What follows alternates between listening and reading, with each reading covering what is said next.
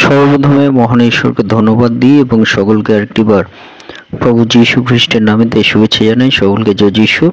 আসুন আজকে আমাদের যে আলোচ্য বিষয় তা হলো তুমি সুস্থ হবে। পিতা ঈশ্বর তোমাকে সুস্থ করবে।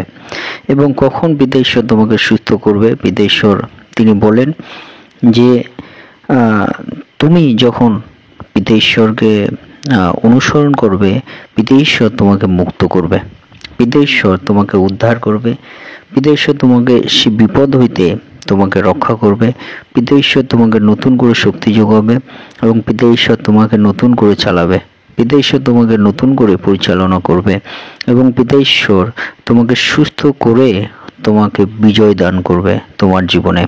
এবং পিতা ঈশ্বর তিনি চান যেন শয়তানের হস্ত হইতে তোমাকে রক্ষা করতে।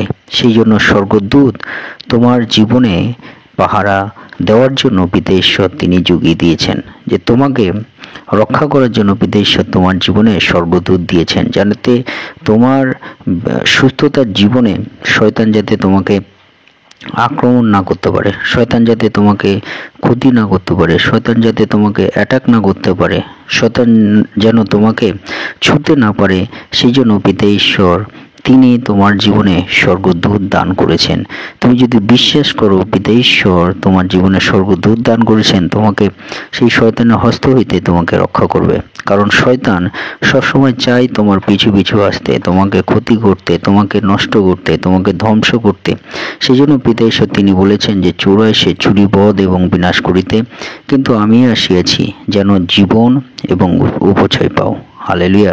সেই জন্য পিতা ঈশ্বর তিনি বলছেন যে চোর সবসময় আমাদেরকে চুরি করতে চায়, চোর সবসময় আমাদেরকে নষ্ট করতে চায়, চোর সবসময় আমাদেরকে ক্ষতি করতে চায়, কিন্তু পিতা ঈশ্বর তিনি চান তোমাকে উদ্ধার করতে, তোমাকে নতুন জীবন দান করতে, তোমাকে মুক্ত করতে। সেই জন্য পিতা ঈশ্বর তোমার জীবনে স্বর্গদূত দিয়েছেন, যাতে তোমার সুস্থতার জীবনে পিতা ঈশ্বর সেই স্বর্গদূত দ্বারা তোমাকে রক্ষা করেন। এবং পিতা ঈশ্বর সবসময় চান যেন শয়তানকে তোমার জীবনের থেকে দূর করতে, শয়তানকে তোমার কাছে না আসতে, শয়তানকে সম্পূর্ণ বিনষ্ট করতে পিতা ঈশ্বর তিনি চান। সেই জন্য পিতা ঈশ্বর সবসময় তোমার জীবনে স্বর্গদূত তিনি রাখতে চান। কারণ মনে রাখতে হবে যে আমাদের পিতা ঈশ্বর তিনি আমাদের পবিত্র ঈশ্বর, আমাদের আলো, আমাদের জ্যোতি, আমাদের পথের চলার শক্তি আমাদের পিতা ঈশ্বর। এবং সেই পিতা ঈশ্বরের পিছু পিছু আমাদেরকে অনুসরণ করতে হবে। যদি আমরা সেই অনুসরণ করি, পিতা ঈশ্বর কিন্তু তিনি আমাদেরকে বিশ্বাসের সহিত তিনি সুস্থতা এবং আরোগ্যতা দেবেন, আমাদেরকে মুক্ত করবেন, আমাদেরকে তার সেই জ্যোতির পথে চলার আশীর্বাদ করবেন।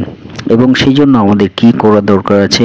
আমাদের সবসময় প্রার্থনাশীল জীবন রাখার দরকার আছে। কারণ সেই প্রার্থনাশীল জীবনে পবিত্র আত্মার পরিচালনা পাওয়া যায়। আর সেই পবিত্র আত্মাই কিন্তু আমাদের জীবনের প্রার্থনাগুলো পিতা ঈশ্বর কাছে পৌঁছে দেয়, আমাদের মনের প্রার্থনাগুলো পিতা ঈশ্বর কাছে পৌঁছে দেয়, যাতে আমাদের প্রার্থনা পিতা ঈশ্বর তিনি শ্রবণ করেন এবং আমাদেরকে তিনি প্রার্থনা উত্তর দেন, আমাদেরকে আরোগ্যতা হস্ত হইতে আরোগ্যতা জীবন আমাদের দান করেন। সেই জন্য আমাদের প্রতিনিয়ত প্রার্থনা করতে হবে। এইটাই হলো একমাত্র পথ আমরা যেন পিতা ঈশ্বর কাছে প্রার্থনা করি আমাদের প্রভু যীশু নামেতে। তাই প্রভু যীশু বলেছেন যে সদা সর্বদা তোমরা প্রার্থনা করো, তোমরা জাগিয়ে থাকো এবং তোমরা প্রার্থনা করো। হালেলুয়া। সেই জন্য আসুন আমরা সে পিতা ঈশ্বরের চরণ তলে আমাদের জীবনকে আমরা সমর্পিত করি, তার চরণ তলে আমাদের জীবনকে আমরা রাখি। কারণ আমাদের পিতা ঈশ্বর তিনি পবিত্র, আমাদের পিতা ঈশ্বর তিনি সুপ্রিম পাওয়ার, সর্বশক্তিমান শক্তি তার হস্তে আছে। আমাদের পিতা ঈশ্বর তিনি সত্য। তাই আসুন সেই পিতা ঈশ্বরের চরণ তলে আমাদেরকে সমর্পিত করি। যখন আমরা সমর্পিত করব, পিতা ঈশ্বর কিন্তু আমাদের সেই আরোগ্যতার সুস্থতার জীবন তিনি দান করবেন। তাই আসুন আমরা সেই ঈশ্বরের চরণতলে আরেকটি বার নতজানু হই, তার কাছে আমরা প্রার্থনা করি, তার কাছে আমাদের মনের কথা বলি, আমাদের মনের কথা খুলে বলি, তিনি আমাদের প্রার্থনা উত্তর দেবেন। ঈশ্বর তার বাক্যে আমাদের প্রত্যেককে আশীর্বাদ যুক্ত করুন। আমেন। জয় যিশু।